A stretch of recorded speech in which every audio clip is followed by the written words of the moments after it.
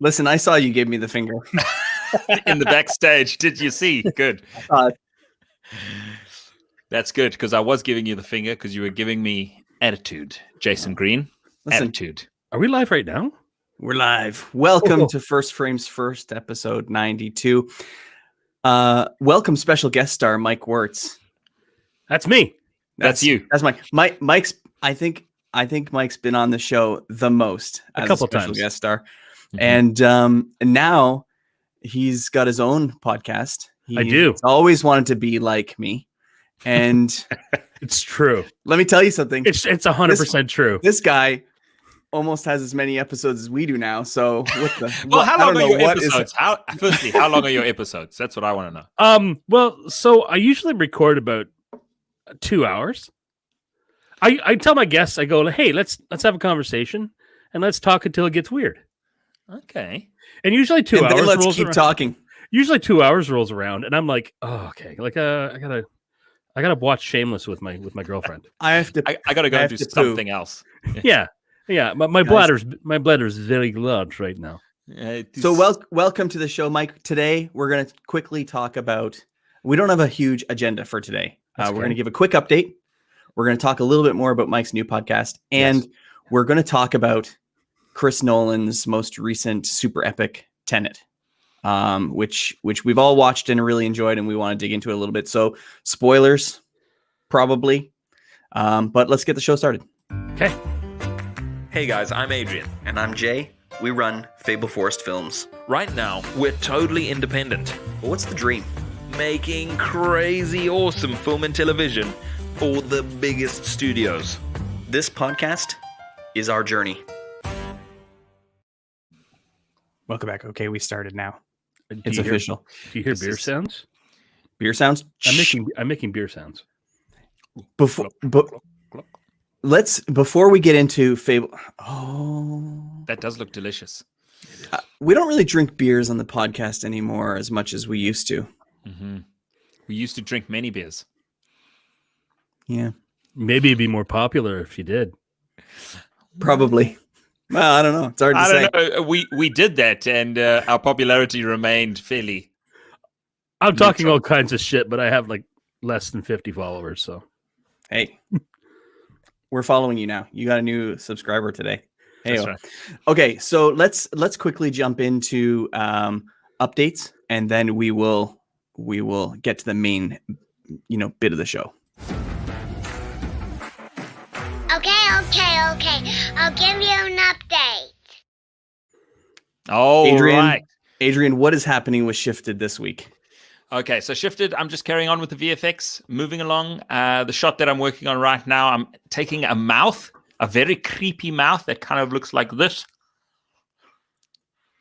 and taking the teeth with a lot of blood and a lot of like chocolate and dark, gross stuff, and adding it onto our monsters where we happen to see the front of the monster. Then I'm just going to attach that piece of video onto the monster's face, make it look pretty sweet. And other than that, more score continues to arrive. So I add that into the movie and then take a little listen. I've been taking more than a little listen. I've been playing the score. Yeah.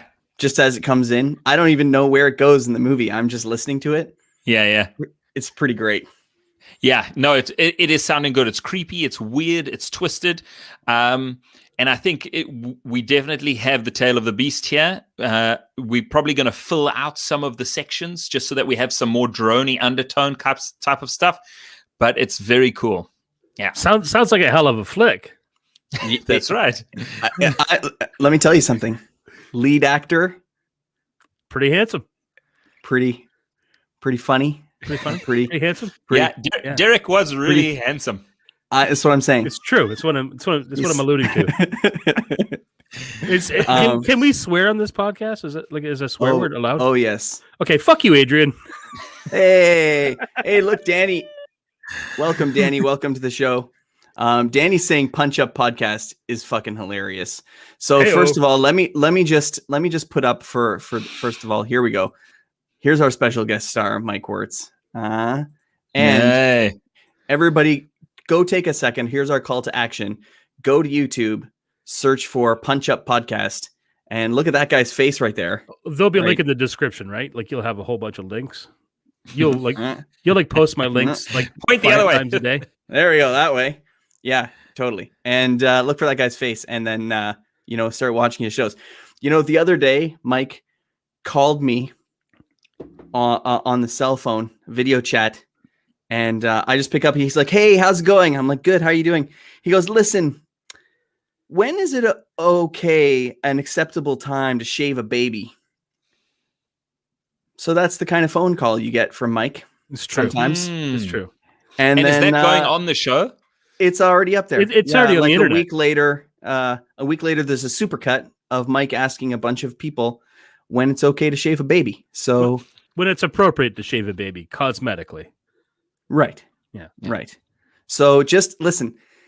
Always accept a video chat from Mike Yes. and have a good time. Actually, reach out if you want me to. Like, just say, hey, next time you're doing this, ask me a dumb question, and I'll do that. Hey, Vince. Hey, Vince. Hey, Vinny.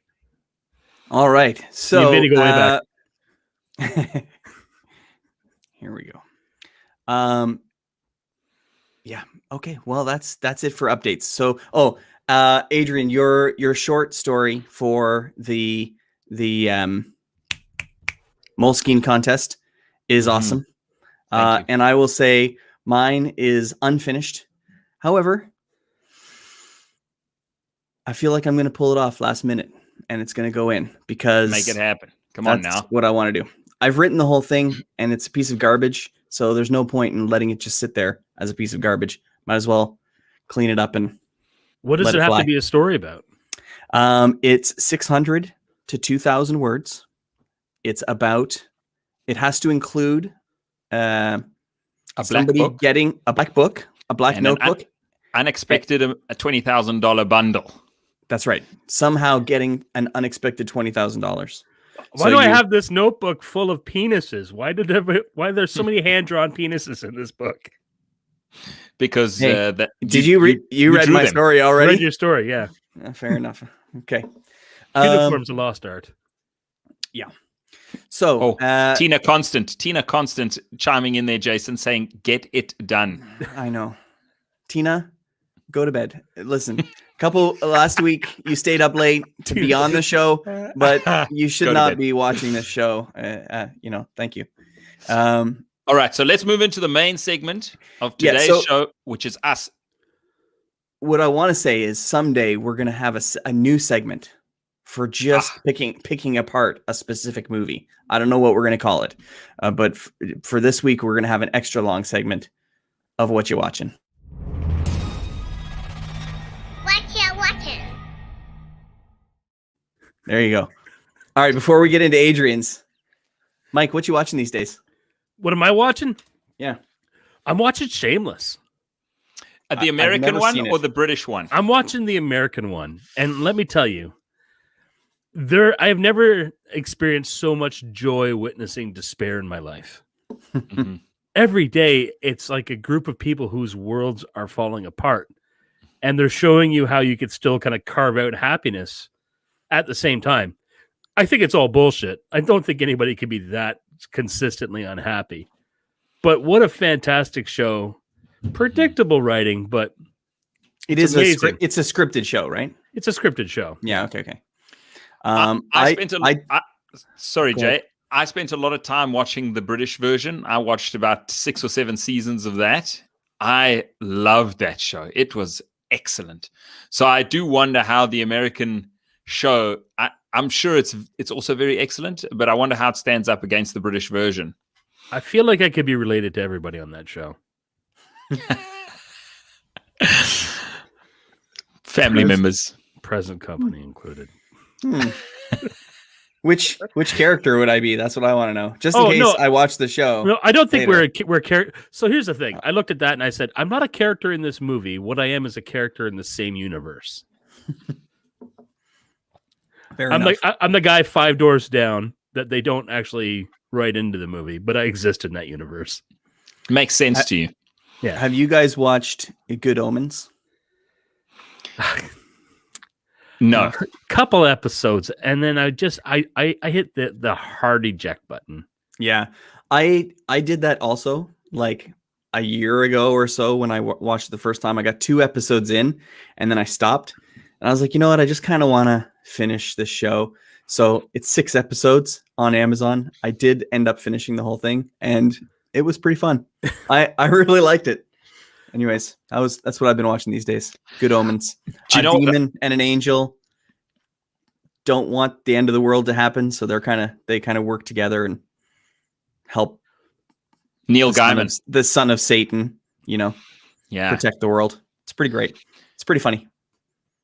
So last night, I haven't been watching anything in particular, but last night we tried Apple TV, and we started watching a show called Ted Lasso, which is about an American football coach who goes over to England and he randomly starts coaching a soccer team or a football team in England. And it is excellent. I had such a great time watching the show. The tone of the show is very unique. It's kind of upbeat, even though everyone in the whole world is calling this guy a wanker and a loser. He just keeps a smile on his face, and he's sort of like this smiling, grinning idiot, but he's not an idiot. He just lets it roll off his back as he, takes the soccer team from zero to hero. I was watching this show with my girlfriend, and I blurted out in the middle of the season. I said, "Adrian loves this show." I just know. Without talking to you, I know Adrian loves this show. No, you didn't. That's a lie. No, you can ask her. No, you can ask her. Ask her how often they talk about you. Not that often. All right, I believe you. I'm going to ask her. Actually, no, come on. You should ask her. What the main piece of today's show is talking about TENET. I don't know if you saw the name of our show today, but it's last weekend. Adrian watched TENET next weekend. Thank you. That's about how confusing the movie is. Yes. Take us away. What do you want to talk about today? I loved this movie so much, but the first time I watched it, I hated it. I hated this movie so bad that I was angry. I went to see it at the drive-in with Jason. Was that the first time you saw it? Yeah. And I hated it. You seemed happy. I was angry at the sound design. Oh, interesting. And then I understood afterwards. I read a bunch of articles about it, and I like scientific articles about time travel and time paradox. And somebody wrote a pretty lengthy article about reverse entropy. And that's why most of the sound sucks. Because, well, the way sound works, it's a transmission of sound energy, right? So it's emanating from a source. But when you're in reverse, sound is behaving differently. It's moving backwards. It's not emanating from you. It's pulling away from you and going back to the source. So you're actually hearing all the sound going away from your ears. Right. So one thing I think we should do, first of all, is, if you haven't seen TENET, you should just go watch it. Yep. But if you haven't seen it, there's probably going to be some spoilers here. We're going to chit chat about everything. This conversation. And if you have seen it, you could watch this and you could watch the movie again and you still wouldn't quite understand what's going on. I've seen it 3 times now. I've really liked it. And all I wanted to say, I would love to have another episode where we talk more about Christopher Nolan, but I will say that I think the way he writes his stories is, number one, I want to make the biggest spectacle that I can possibly make, right? When you see the trailer for anything that I make, you're going to be like, shit, I have to see that in the theater because it's so huge. There's buildings like crumpling on top of each other, or you're in like these crazy space whatevers, or, the 2 people are fighting each other in different times or whatever.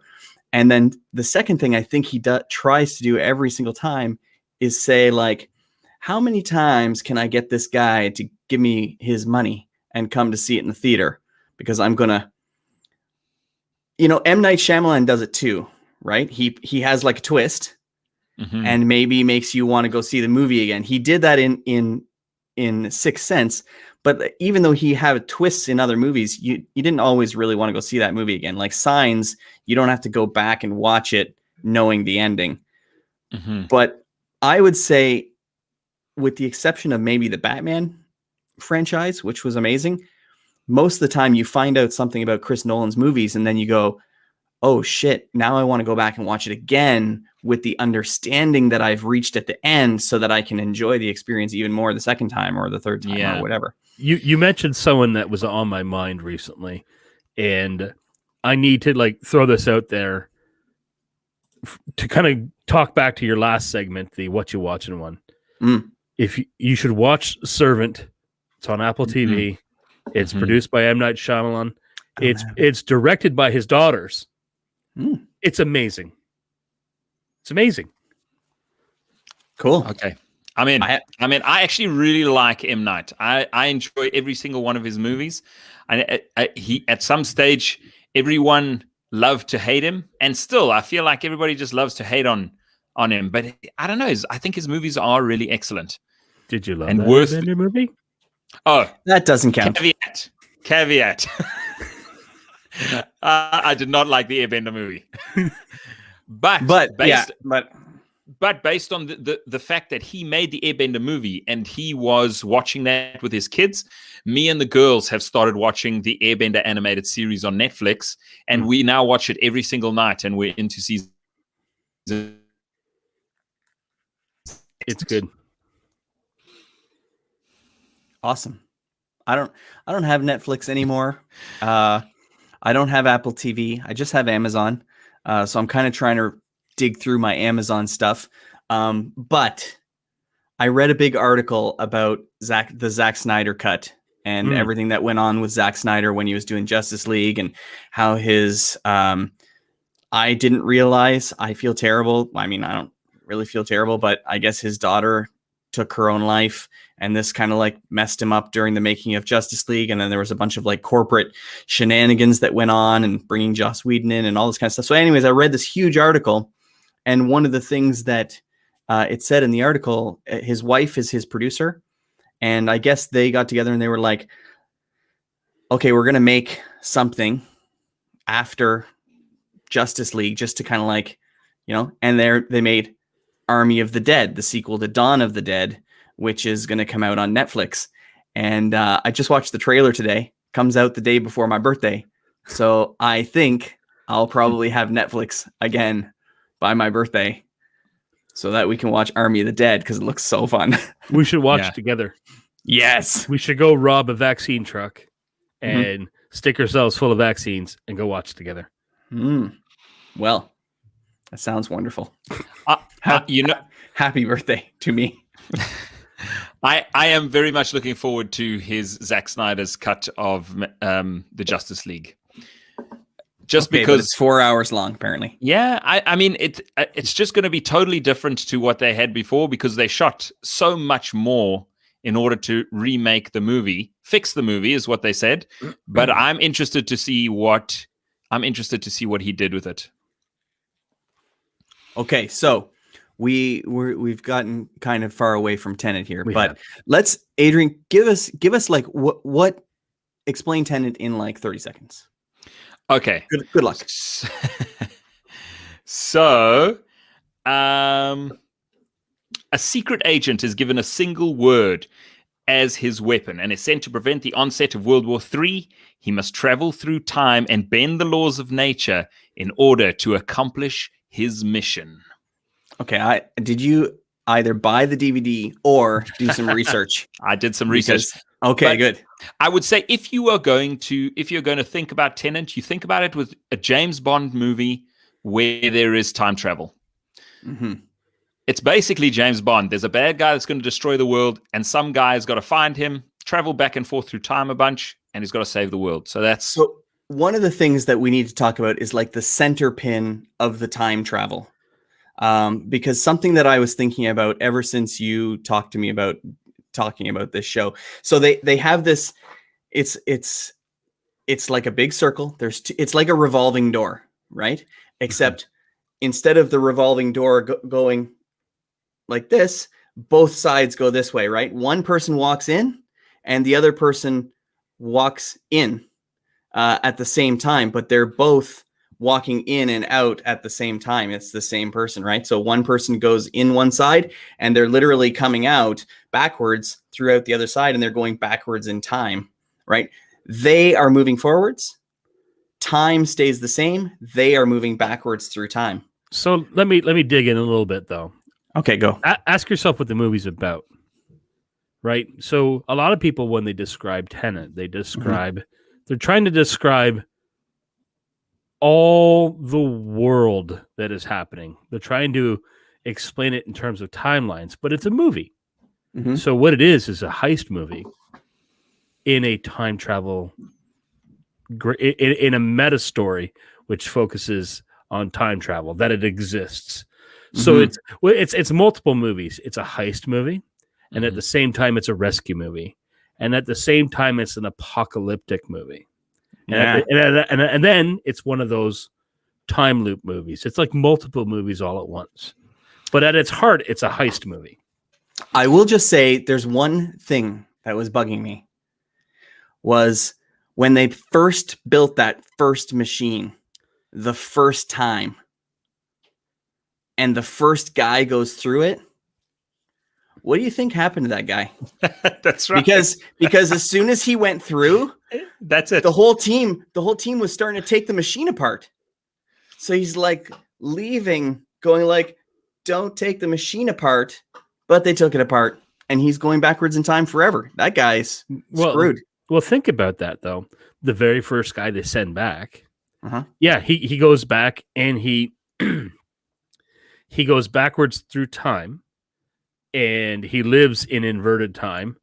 His job is to go and build a machine in inverted time at the next time point. All by himself? That blows. Well, he probably has like blueprints on him and gets the expertise and like hires the scientists living as like sheets of paper, like, you go do this. Yeah. One of the things I loved was the telephone. You know, go ahead. Well, I think you just uncovered a really cool story. The story of that first guy. He would have had to have rigorous training, learning how to walk backwards, talk backwards, right? Like everything about him, he'd have to take like. They didn't seem to have trouble walking. He'd have to take reverse shits.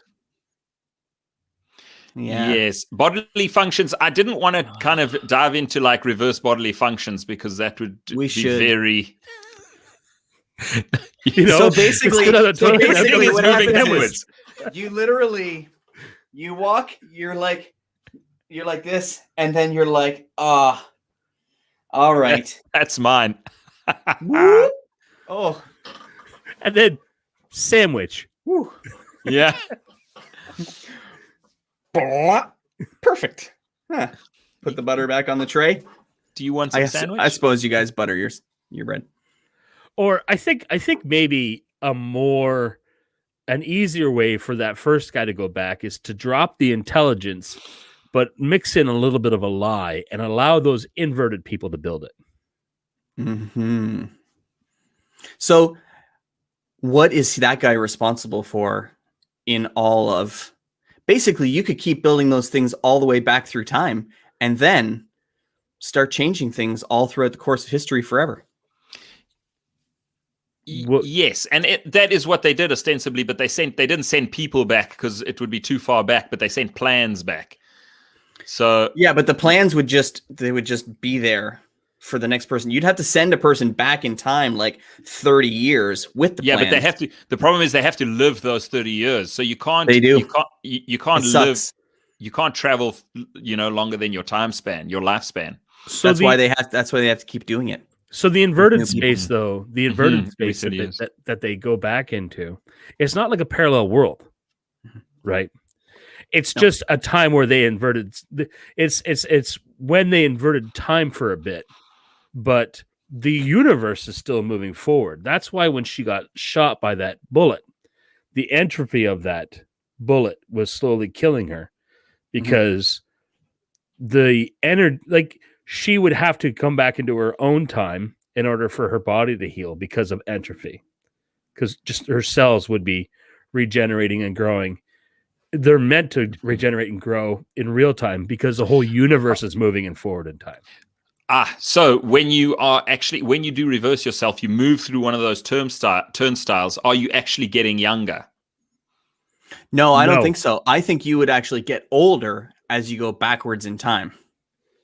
And that's what I'm saying. Like you would basically live, like if you went and lived your whole 40 years backwards, let's just pretend that you would never interacted with another person because it would be weird. So let's say you just sat in a room, you would get 40 years older. So you would now be, just shy of 80, but everyone else would get younger. And then you would be able to, in theory, turn around again. Be for 80. you. Yes. Okay. You would get older according to your own perception, but other people, according to other people's perception, you would get. No, you have it wrong. No. You have it wrong. You would get older. You wouldn't get older because it's the grandfather paradox that you are describing. It's still you going backwards through time. You are not. No, you're still living though. Yeah, you're still living, but because the universe is moving forward through time, you can't stay in that state for any long length of period because your body. No. So the thing is, when you're watching it, like just think about the scene where he's going backwards through the car chase scene. Mm-hmm. He's literally going backwards in time. So as he's living his forward time, which is backwards, he's going backwards in time to an earlier time. So, and then what happens is he goes back to an earlier time, then goes back through the loop thing again, and then lives it again. So you can essentially, if you wanted to, go back and forth in time between these 2 points and just keep living the time period again, but you would get older because time continues to pass for you. Personally. You would get older as long as time was progressing forward. But if you go backwards, you would be physically, thermodynamically getting younger because physics. The movie points to all kinds of things that points to physics running backwards, like explosions being cold, right? Like for instance, bullets being cold because they don't dissipate heat. Those bullets accumulate heat because they're all acting backwards. The only thing that's different is that he knows that he's in this backward inverted state, right? But so you would get younger then is over time, right? Because there's another you that's still going forward, right? But you would get younger according to the outside perception. Jason, both of you are kind of right. Like Jason, you yourself, your perception, you would continue aging at your normal rate, or at least my knowledge. Oh no, wait, hang on, because even at your own, if your body is moving backwards, like if your cells are moving backwards, if everything inside your body is in reverse, then your cells are technically getting younger. Right. Yeah. So I don't know. I'm just look, the way I understood it, I'll just say that the way I understood it was that when you went through the machine, you were reverse to the world. So your cells were still getting moving older forward as the world is moving in the other direction. That's right. You weren't moving with the world anymore. You were moving against it. And so I would say in that case, you would continue to age. But I mean, maybe at some point we needed to see that guy. What's the guy's name? Main character? Andre? The protagonist. No, the main character is called the protagonist. Okay. We would need to see the protagonist at the end of the movie having like gone back and forth or whatever, be much older or something. But we didn't. So you mentioned the algorithm at one point, like the code that they're trying to crack, right? Well, if you like that algorithm had already been created, and then it was suppressed, right? So it was a group that came after the person that created that algorithm and said, "Listen, the Earth is in shambles. We need someone to go build this dangerous machine that I hid all throughout history, right? So it wasn't like that guy was trying to blow up the world. He was just trying to end it for everybody that was currently with him. Yes, I mean, from what I took, the world was effed. The rivers were frozen. The world was so polluted that they were like, they sent this algorithm back to be like, end it all, because even if we do kill ourselves and there is a grandfather paradox, it's still better than what we have right now, which is basically nothing. So just let's hit the button, let's blow the bomb, let's destroy the past in the hopes that maybe it'll fix the future. Because that did kind of annoy me, the fact that people from the future were like, let's destroy the past.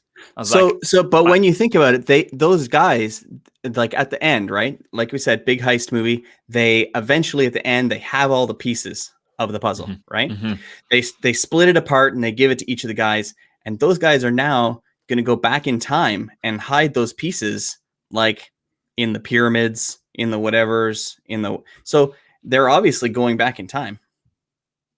They're obviously traveling backwards in time. They're not traveling with the world anymore. They're going back to hide those pieces somewhere so that current us can watch them try to find them again.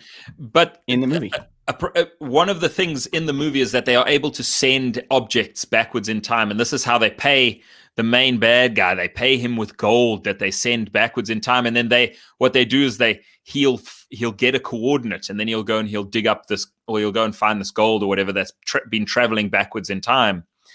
And I think they did that with the algorithm, because the algorithm, although was they showed it to us with chunks of metal that you would put together, and they probably just sent those chunks of metal back in the past. I don't think there was a human that came back with those. I think they hid them, and then they knew that Andre, the bad guy, was their guy. And they were like, this is where you go and find the pieces. And then he was hunting for all those pieces, right? The wonky staff of time travel is like the goofiest mulligan in that movie. Like, so the algorithm was developed to reverse universal time. That's right. Right? Now, why does it have to look like something ripped out of a Mad Max set piece? I don't understand that. It's supposed to be smooth tech. Like look at that. Like, I inhaled nicotine out of that shit. Right? Yeah. Like it's just bigger. It's just I don't know what to tell you. It doesn't even have a handle. Well, you can't put it in a backpack really easily. Yeah. You have to be able to watch somebody like take it apart and pass the pieces. Like if it was just this tiny thing, that would suck. Yeah. Visually not very pleasing. No. Can we talk about the casting of this movie? Yes. Yeah. How fantastic was it? Like amazing. It was amazing. Okay, the main guy, not a popular, like not a guy that I'd seen before in any popular movie. No, I couldn't even tell you his name today. John David Washington. So now you tell me the TENET, but you go the TENET guy. I'd be like, yeah, that guy's awesome. Yeah, right? Yeah. He had a tone, and he had like this consistent sort of just who he was and his character it was great to watch. Very interesting to watch. Like you haven't ever seen anyone like him before. Just how calm he was under pressure, how cool, how straight, how smooth. I mean, the guy is a cold glass of beer right there. What I liked about him was the fact that he always seemed like on the edge of competency. It's like he didn't know what he was doing until he was doing it. And when he did it, whatever he was doing, he would pull it off flawlessly. Yeah. Right? So that kind of plays into the character he was playing. He's the guy that created TENET, right? And so at some point in his head, he's like, yeah, I'm actually the guy that makes this happen. So I'm just going to throw some balls out there. Yeah. You wonder kind of when he decided that it was him, like when he made that firm decision. I actually really I might be hatcheting this, but I really like the Egyptian lady, Iranian lady.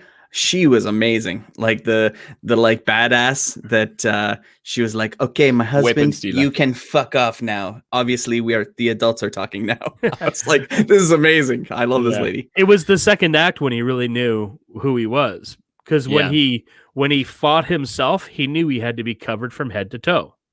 Right? He knew I have to be covered from head to toe. I need to slow him down because he's just as fast as me. So I'll give him a little stab. I can give him a little poke. All those bullet shots that he was doing, he was deliberately missing him. Right. So he knew that his molecules wouldn't like combine with his, and they wouldn't actually achieve the grandfather paradox because he was in full riot gear for a good reason. Right. So you think on second run, he knew he was fighting himself for sure. He knew that he was the guy that made Tenet happen. Okay. Somewhere he knew that there was something deterministic in his actions, that he couldn't be harmed. He was going to achieve all his goals. Yeah. Because the guy at the beginning of the movie was tentative. The guy at the end of the movie just threw all balls to the wall. Just knew, yeah. Yeah, I was gonna say I really like the telephone game, right? Where he's like got this phone number.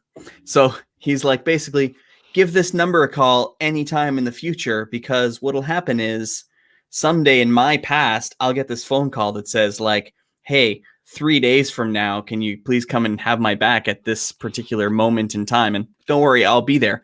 I loved that whole, I was like, oh, I want to start writing things in a notebook just in case in the future, somebody's reading my notes and like some shit.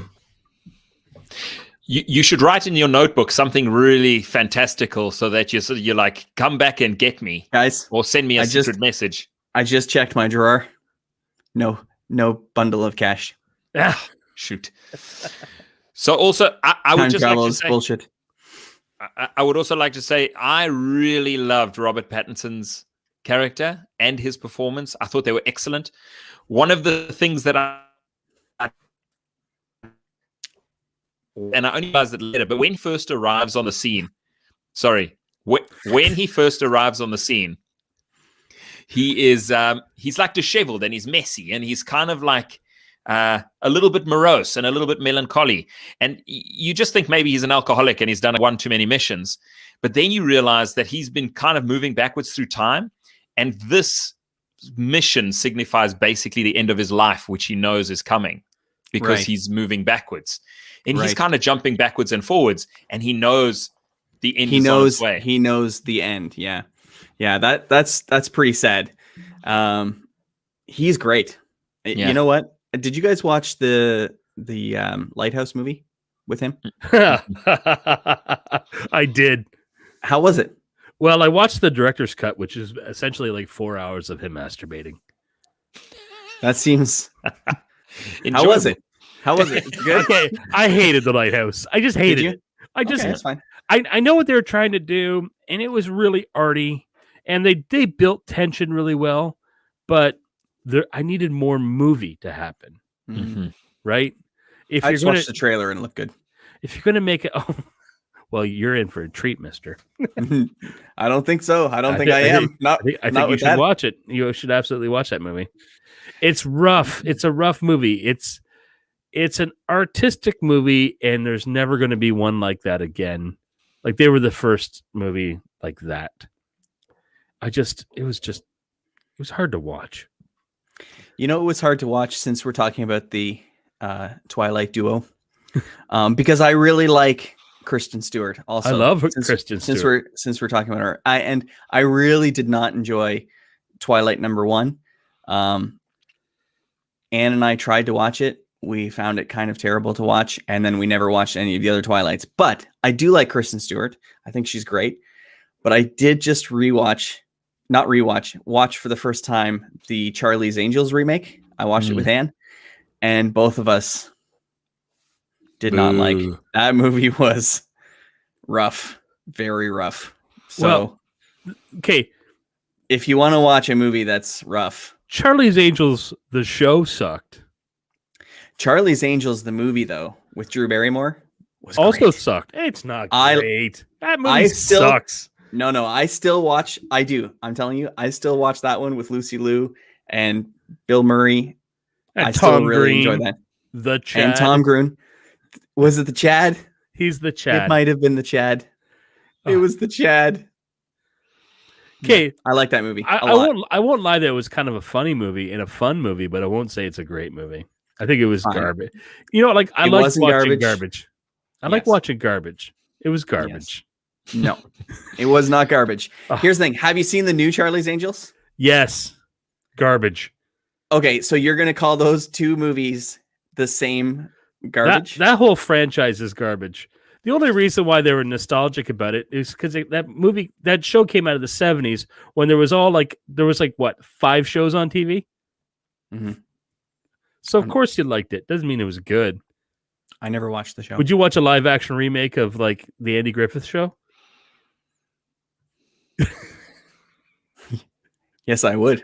Otis Yes, I is would. drunk again. In fact, I would start whistling right now. Yeah, so, okay, back to Tenet. Anyways, I just wanted to say Robert Pattinson was great.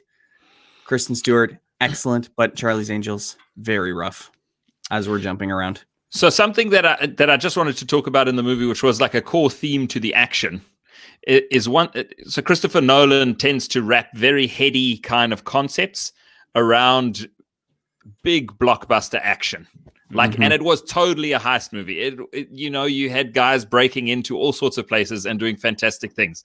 But one of the concepts that they talk about was the pincer, which is where part of your team is moving forward through time, and they are performing the action to, get the task done.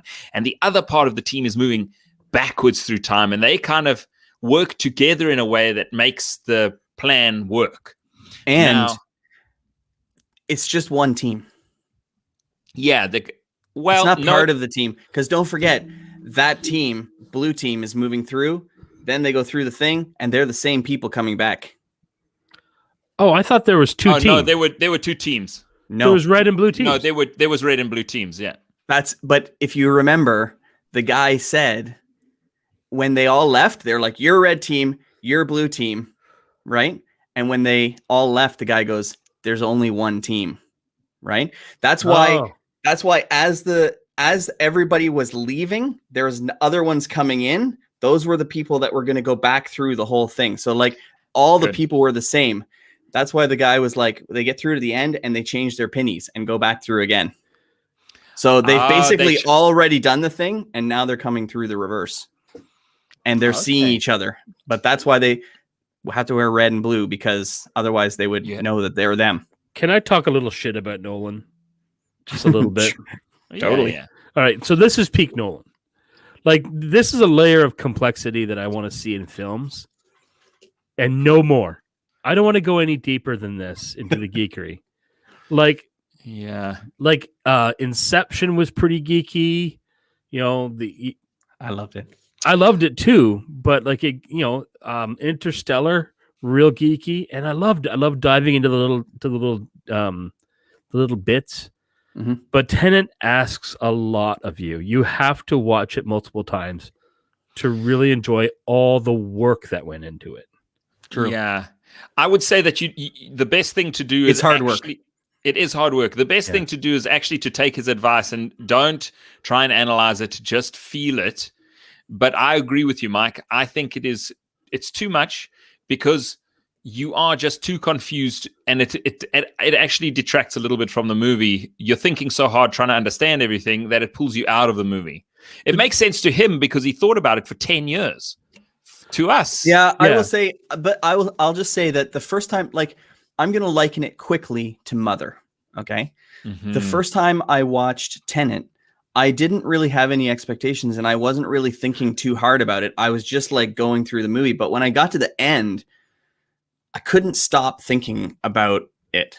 It's kind of like It Follows. That was another one where I just really enjoyed talking about what had just happened. And then it kind of gets you thinking about it. We're trying to talk about it right now. We still don't have any fucking clue what's going on, really. And, we've seen it 10 times between the three of us. So, but I just think like, it puts something in there for you to mull around a lot. I think that's pretty great. Right. I won't deny that it's great art. Yeah. But I'll go. If someone says, "Hey, what's one of the smartest movies ever made?" Tenet. It's just way smart.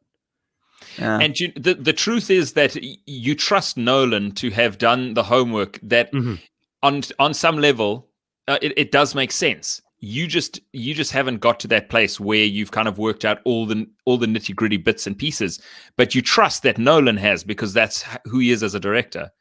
He does work out all the tiny little pieces.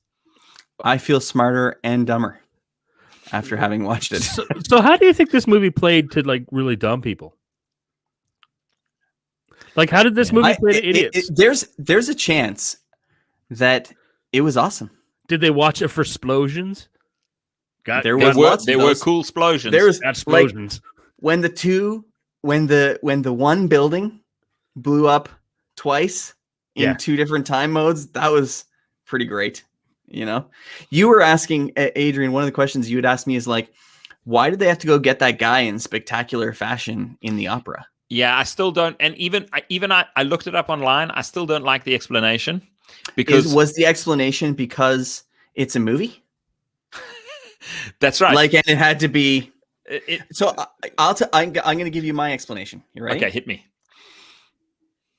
It had to be done in such a way that subtly sparked the protagonist's imagination, so as to build up that curiosity in himself, where he would start to dig into this whole weird phenomenon that he had just like briefly touched, right? If they literally just went and met the guy in an office and took the thing, he wouldn't have designed this whole infrastructure in his brain of like trying to figure out what to do with this whole time thing. He put himself, because he was the one that saved his life with that bullet and put that bullet right by him and did the thing and took him out of there, right? So he orchestrated the very first Robert moment. Pattinson. It was Robert. No, it was Robert Pattinson. Yeah, Robert he had the little red string on his backpack. Yeah, that saved him at the very beginning. Yeah. Well, okay. So I'm totally wrong. So Robert Pattinson, but Robert Pattinson's operating on. Robert Pattinson is operating on the protagonist's orders. So it is the protagonist saving himself. Right. It's a recruitment event, right, for himself. Right. Well, but here's the thing that upsets me a little bit is that I get it. You need a recruitment event. You need to get the piece of the algorithm. You know, you hide it under the fact that you need to free the CIA agent. But in what you are doing, ostensibly, is you're saying, okay, I'm going to have this group of terrorists with guns. They're going to run into this group of unarmed civilians who are at this orchestra. And then we're going to have the CIA or the operation police come in, and they're going to engage in gunfire that's going to kill people. Yeah. Mm-hmm. Who would orchestrate that plan? That's your plan. Yeah, but don't That's forget, crazy. But don't forget that they weren't orchestrating the whole thing. The bad guys wanted to get the piece of machinery from the CIA guy. Like, they just knew that the bad guys were coming at that time because they were coming back through time. So like, they're still trying to get the piece from the bad guys at that moment. They have to get it first.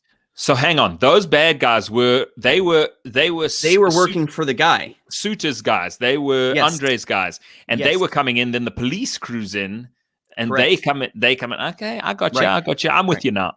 And Robert Pattinson is the lady's son. That's right. I mean, so he spent a lot of time. He's already seen this happen because he grew up with it, right? Like, he has heard the protagonist tell him the story about what he did his entire life. Mm-hmm. Whoa. Yeah. I never got any of that from any of the three watchings, but I really liked the female character, the whole diving off the boat piece, thinking it was a different woman. This was so awesome. Her storyline was in fact one of my favorites, where she says, you know, the line, she's just like, she looked so free. And when you realize that she's the one that's going to be diving off the boat, you're like, what excellent storytelling that is, man. Yeah. And is she tall or what? Whoa. I'm going to call him Kenny because we're so close, but Kenny Branagh and his portrayal as the bad guy. Excellent. The best. Has that guy ever been in a shit movie? I don't know. I don't think so. I think he's perfect in everything. He's just perfect. He's my dreamboat. he was excellent. I would say that all the performances were absolutely stellar, and it was Yes. it really is a Elizabeth wonderful Debicki. movie.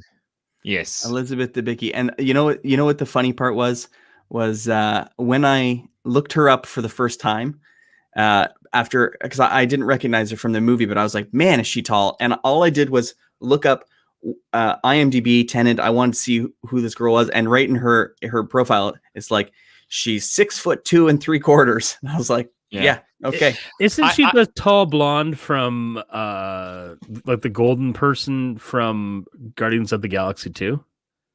Yes, She's the main bad lady. She is. oh, Yes, she's also in The Great Gatsby. She plays Jordan. she's a very elegant lady, so Yes. it would suit her character down to the ground. Amazing. Now, I did also love when you know that it's his mom, and they are kind of spending time together. You do notice there's sort of a similarity between the looks. Man. And at one stage, he is sitting right next to her. She's kind of wounded, and they're in the airplane, and he's sitting close to her in a way that, when I first saw it, I just thought he was concerned for her. But after you realize that he's her son and he knows it, that it just becomes more poignant. It does become richer. And that's when you pay twice to see the movie, Man, Jason Green. can I tell you something? Now Chris Nolan's going to get my movie, my money for the 4th time. Man, this is crazy. We haven't pirated this yet? What? No. Michael Wirtz, come No. on now. Wasn't Michael Caine's interaction with him in the like dining hall just the best? Yeah. Size of a tangerine. Where he's like, we're snobs. I'm a snob, and he's like, not British enough a snob. I can't remember what the line is, but it's worth the movie. It's worth the money just for Michael Caine. Has Michael Caine been? Yeah, I think so. Has Michael Caine been in every movie since the Batman movies of Christopher Nolan's? Was he in Dunkirk?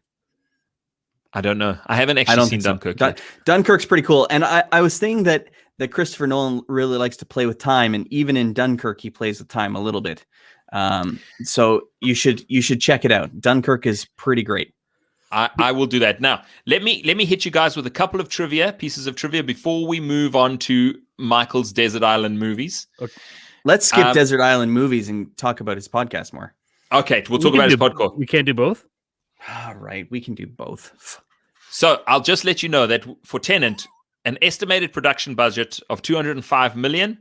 This is the most expensive film ever made to have a person of color as the solo lead. True Then or also, false? True. Oh, you want to play the true or false game? True. Oh, I thought you were giving us some trivia.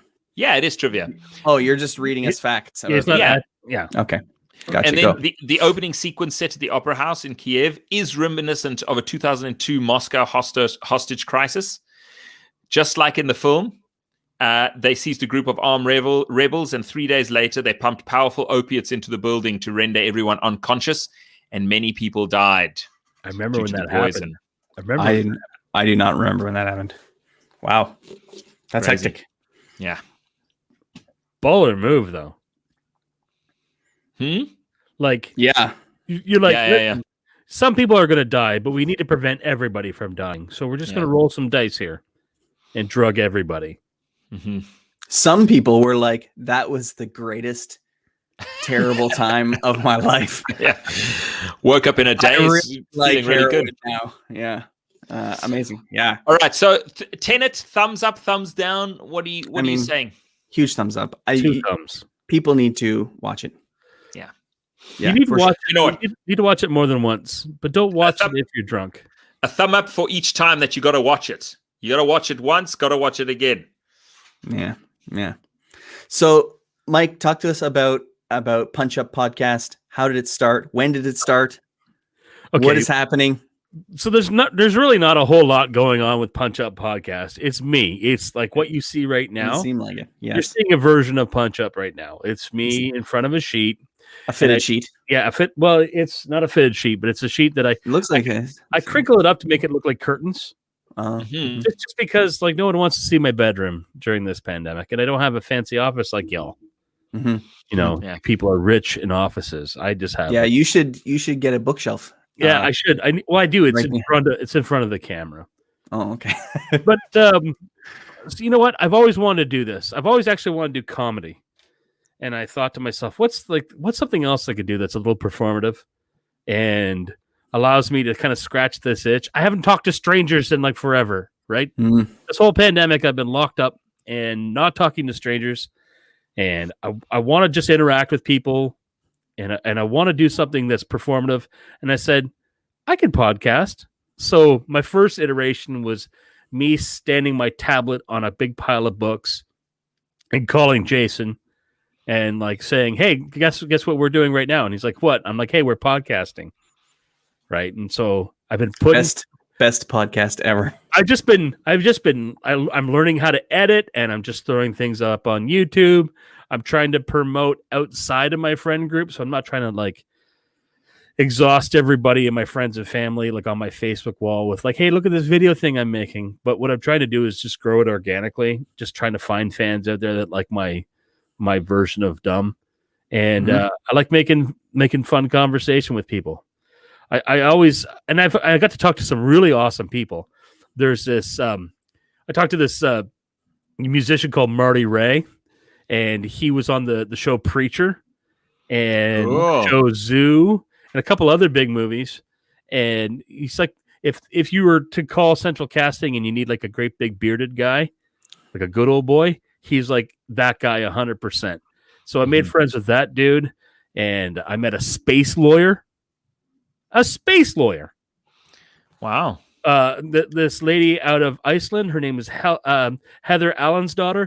She practices space law, and it's amazing. Before it's up and coming. Yeah, she's a university professor. She's a human rights lawyer. She's an awesome conversationalist. I've talked to two guys that one runs the best Bruce Springsteen podcast you've never heard of, called Set Lusting Bruce. It's amazing. Another guy named Dave who has a podcast, like a human grown man who loves the Bee Gees so much that he talks about it every week. It's amazing. Wow. I get to talk. Is there enough to talk about the Bee Gees every single week? Something new. We just talk because like I just want to have human moments with people, right? Where you just sit down and go, hey, the premise was, I'm like, how do I get people to talk to me on this podcast? And I thought, well, let's just work my shitty comedy routine, my shitty jokes. I ran out of jokes real quick, and on second glance, they're not funny, or they're a little old and maybe a little insensitive for today, right? So now I just have like bomb ass conversations with individuals, which is awesome. I like it. Yeah. So yeah, you should totally watch. Look me up, Punch Up Podcast, or search for me on TikTok or Twitter. I'll eventually have something up there. Yeah, there'll be. You guys will put my link up here, will you? Yes. Yeah. Awesome. And that would be awesome if you just checked it out. I would like for you to see it. And maybe I like my favorites so far. Look, your long form are sometimes quite long. Like the chats are pretty long. Well, but they're awesome. Out of it, I cut clips out of that, right? So I'll do like a 2-hour conversation. Then I'll go in for the meaty bits, and I'll pull that out and post that on YouTube too. My favorites so far have been like the smash ups of you asking a question to a bunch of people. Yeah, that's my Like which dog tastes the best? So which dog do you think tastes the best? A Labrador. Yeah. A chow. Maybe a chow. They kind of got enough fat. You could probably stew them quite nicely. Yeah. I think you're right. I think like a lap dog, like a fat lap dog, because I think the love that it receives makes it taste better. Oh. Delicious. I'm going to say Goofy. Goofy the dog? Yeah. The sort of animated. Yeah, that guy. Dog, and like you're delicious. Cannibalistic a little, a little bit. So is Goofy the dog like an actual dog, or is he was he part of a science experiment which made him like a cross between a dog and a human? Yeah, it's very strange because you have Goofy, who's a dog, and he can walk and talk. And then you have Mickey's dog, which is Pluto, and he's just a dog. And he probably looks at Goofy and kind of hates him because he's been bestowed with the power of the mind to be able to And then you have converse. Mickey, who's like a mouse that's taller than Pluto, which doesn't seem right at all. Pluto's probably really upset. Yeah. I have an unrelated question for you, and it's one of those hard questions that I like to ask people on my podcast. Can I ask you a hard question on my podcast, on this podcast? We'll see. All right. It's a hypothetical, right? So there's no moral failing if you don't want to participate. But if someone was to pay you for $100,000 for each knuckle you remove from your hands, how many knuckles would you spend? Like, would you chop off 100 grand? Oh, okay. Grand, Oh, so wait a second. You're not just saying like I'm removing this knuckle. No. And now my finger just is straight. You're actually saying like you want me to cut my fingers off. Yeah, for 100 grand. Man, 100 grand. All right, let me ask you this question. How much does it cost for a prosthetic hand? That's awesome. I don't know. Well, I would want it. That's something that I would need to know, because if I could get like a robot hand for a good, let's say 400 grand. Yeah, but what are you doing with these guys, right? Like 600 grand right there. I mean, could you live if you took 600 grand and invested in Bitcoin or something? That's my shift key. That's my shift finger though. Yeah, but it could be your other finger. I don't know. That's my A finger. I do stuff with these. It's a tough one, right? It is tough. I don't want to make light. Maybe you just need 200 grand. You could just take each nub off. Let me tell you something. There's people out right there right now that don't have pinkies that wish they had. I'd have like 150 grand. I think if it made me that offer, I'd be like typing with a stick tied to my head. Just as long as you got to invest it in Bitcoin and then. Yeah. So. Adrian, one of these days you're going to have a connection that works. It's going to be great. It's going to be great. All right, Mike, let's do Desert Island movies. Okay. So, favorite guilty pleasures. Watch again and again and again on a desert island. Okay. Hang on. How many? Hang on. 3. In this segment, what we're going to ask Mike is if whatever is 3 desert island movies that he likes to watch. Okay, well, if I'm on the island... Oh, I see what you're saying here. Desert Island movies. Yeah. That's amazing. I like how you do that. Okay, well, I think the first movie is going to be something like Castaway, just because I'm going to need some survival tips. Also, that movie rocks. It'll give you hope, right? It'll give you hope that you're going to get off. Yeah. I love that. Let's just throw Showgirls in the mix because I'm a man with needs. Terrible. And the last movie, I think would have to be. Why don't you choose something like Starship Troopers? You know, could still fulfill those needs, but then you also get super bug killing action.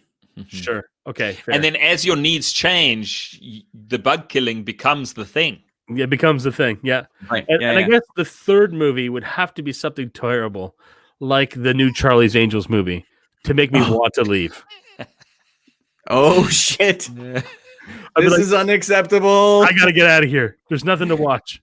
You should just pick 3 shit movies that'll make you want to go. That's terrible. Good choices. Thank you. All right. Well, thanks for being on, and I think that's going to be it for this week. Thank you, everybody. Thanks, Mike. And guys, go commented. That's right. And guys, head over to Punch Up Podcast on YouTube. Go take a look. Listen to Mike. I'm looking at you, Vinny Shoe. He is a funny guy. I want you over here at Punch Up. All right. We'll see you guys next week. Until then, dream big. Work hard. Really hope you enjoyed the show. Wherever you watched or listened, please leave us a comment or a review. We really want to hear from you. Share the show with a friend. You know they'll love us. Head over to our website, thefableforest.com. There's all kinds of great stuff. Poke around. Check it out. See you all again in a couple weeks.